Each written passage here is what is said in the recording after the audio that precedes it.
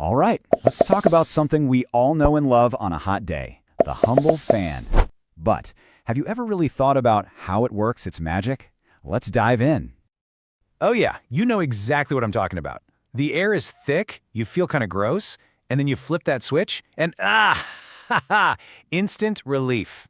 But seriously, have you ever stopped to think about what's really going on? Because I'm willing to bet it's not what you think.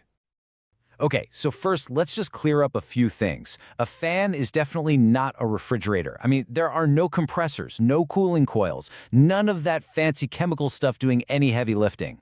And, for all those same reasons, it's not an air conditioner either. It's not actually doing anything to make the air colder. And this leads us to the big, kind of shocking takeaway here.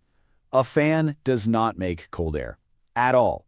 Seriously, if you stuck a thermometer right in the breeze of a fan, the temperature would be exactly the same as the air across the room. Wild, right?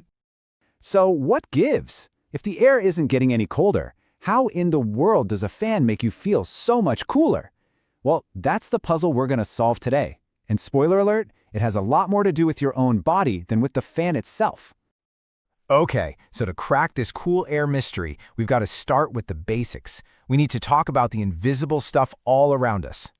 Here's a cool way to picture it. Think of the air in your room like a giant, invisible swimming pool. All a fan really is a mechanical hand that just never ever gets tired of stirring that water, pushing it around. But wait a second. How does it push that invisible water so well? The secret isn't just about spinning fast. Nope, it's all about the shape of the blades. Right. The key concept we need to get is something called blade pitch. All that means is the specific tilt or angle of the fan's blades. And trust me, this isn't an accident. It's the entire reason a fan works. Think about it. If a fan blade was totally flat, it would just slice through the air, right? It wouldn't really move much. But by giving it that tilt, that pitch, it suddenly acts like a scoop. It grabs air with every spin and shoves it in one direction. Kind of like stirring a thick soup with a spoon. And get this, engineers have actually figured out the perfect sweet spot for most fans. It's an angle between 10 and 15 degrees. That gives you the best airflow without making the motor work too hard or making a ton of noise. Any less and you don't feel a thing. Any more and it just gets loud and inefficient. It's some seriously precise engineering. All right, so we've got these perfectly angled blades spinning around. Let's break down exactly how that turns into the breeze we feel. So here's the play-by-play. The front edge of the blade, the part that leads the way, is a little higher than the back edge. As it spins, it literally scoops up the air from above it and just throws it downwards. This creates a steady, focused column of moving air. It's like an invisible waterfall pouring down from the ceiling.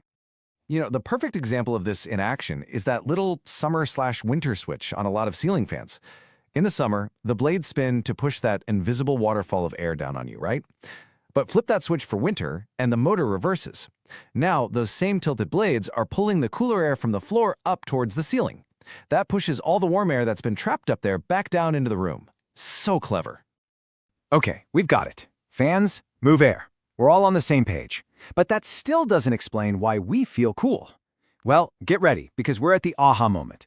This is the big reveal, the body cooling effect.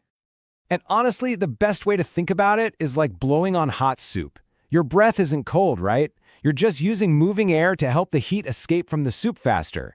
A fan is doing that exact same thing, but to you. So here it is, the solution to the whole mystery. The magic isn't actually in the fan. It's in how the fan works with your body. See, your body's natural AC system is sweat. When the moving air from the fan zips across your skin, it makes that sweat evaporate way, way faster. And it's that process, evaporation, that literally pulls heat away from your body. That's what creates that amazing cooling feeling. Which brings us to the single most important thing to remember from all of this. I want you to burn this into your brain. Fans cool people, not rooms. If you leave a fan on in an empty room, you are not making the room colder. In fact, because the motor gives off a tiny bit of heat, you're actually making the room a teeny tiny bit warmer, all while wasting electricity. Okay, so now that we've got this core principle down, let's take a quick look at how it applies to all the different kinds of fans we see every day. I mean, it doesn't matter if it's a big ceiling fan using its size to move air around a whole room, or a little table fan giving you a direct punch of air, or even an exhaust fan doing the opposite, pulling humid air out of your bathroom. They're all just playing the same game, moving air to make you feel more comfortable. So let's just boil this all down to the simplest possible summary. Fans don't make cold air. They just move air. Their blades are tilted to scoop and push that air around. And that moving air helps your sweat evaporate, which is what cools you down. And the big one last time, fans cool people, not rooms. Got it? It's pretty amazing, right? Just a simple, elegant machine working with our own biology. And it kind of makes you wonder, doesn't it? What other little bits of everyday magic are hiding right there in plain sight, just waiting for us to notice?